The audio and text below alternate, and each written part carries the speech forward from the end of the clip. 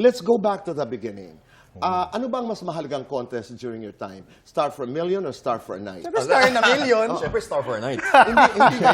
What made Star it in a Million. different? Yung Star No, for a Night? siguro. Kasi Ipaglaban mo yan, Mark. Oo. Kami yata yung medyo ahead na una ng konti. Okay. Tama ba? Kami Yeah, na nauna una ng na konti. Grand Finals. At sino ang nai-produce ng Star for a Night?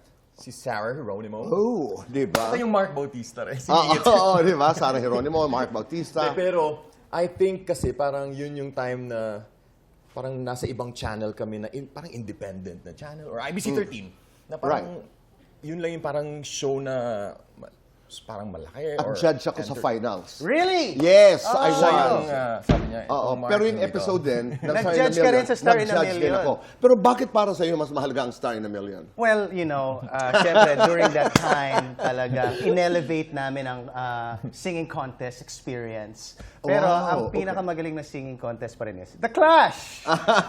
Okay. Gusto ko lamang puntahan yung in-elevate. Ibig sabihin, Oo, parang mababa hindi ka- yung Star oo, for a Night. parang, Well, you know, Itinaas niyo ng konti. tinaas namin ng konting, a few degrees. Okay. No kayo kasi parang parang pinapasok kayo sa ASAP after ng Right. competition. So may ang dami niyong connect.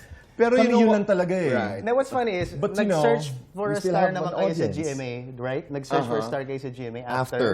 And then lahat tayo nagsama-sama. Nag-merge kami. Search for a Isang star show. in a million. At saka naalala ko, you used to do concerts together na. Yeah. Champions ba? Abroad. Nagsali-sali kayo? Yes, yes, sir. Oo, because the late, our dearest friend, Bobby Garcia, Yes. directed that. The Remember? Night of the Ah, Champions. I Night love of the you. Champions at marami pang ibang. We love you, Kung Direk saan, Bob. kayo nila Sara, nagsama-sama Eric, na. Eric Santos, si Rachel Ango. Rachel, Si Shireen. Rachel Ango ba, pareho nyo niligawan? Ikaw, Mark. I think dapat ang magsalita yan si Siyempre, Christian. niligawan ko siya. Naging kami. Oo nga. Sorry. And So, ang tanong si Mark. So, Oo nga. Niligawan mo I think, si... hello, Shin. I think for a time. Ayoko rin magano kasi sa sobrang close namin lahat, I think umabot sa ganun talaga. Kasi Umabot. kami lang yung magkakasama dito mo eh. Ibig sabihin, umabot ka doon Oh, sa yung parang I love you. para lang klaro. Umabot ka sa I love Umabot you. ba sa I Para love lang you? klaro. kay Klaruhin Rachel? natin to. At kailan to nangyari? I think, no. Meron For bang sure. overlap ito? Before Star in a Napapag-usapan naman Million. mo, of course, Rachel now is happily married, Yes. and you know, Star of Les ito'y- Miserables, Hamilton. Yeah. Grabe. Ito'y katawaan lamang. Pero noong kapanahunan ninyo, sino talaga yung, I mean, who were the closest? Up to now, kami ni na no? Eric Santos. Talaga? We have Si dinners. Eric, ang tingin nyo nung kay Eric was competitor. Initial impressions. Pag-usapan natin. Ikaw muna. Sama-sama. Ano yung initial impression mo kay Initial- Christian? Kay Christian muna. Sige. Si Christian kasi before, yung medyo ano siya, feeling ko parang suplado. Oo. Hanggang ngayon ganun. naman.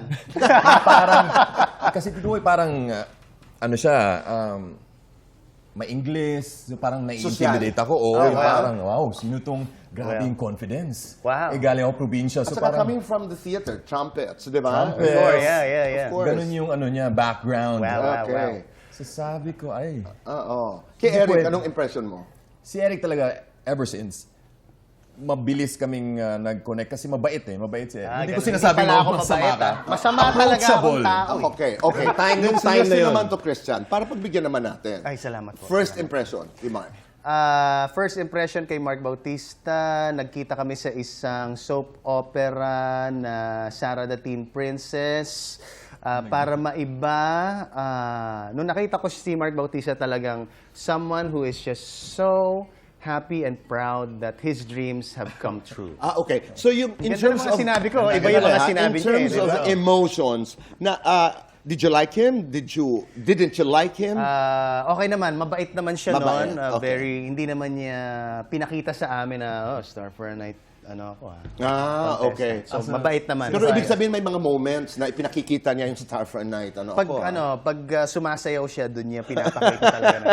Siya lang kasi marunong sumayaw eh.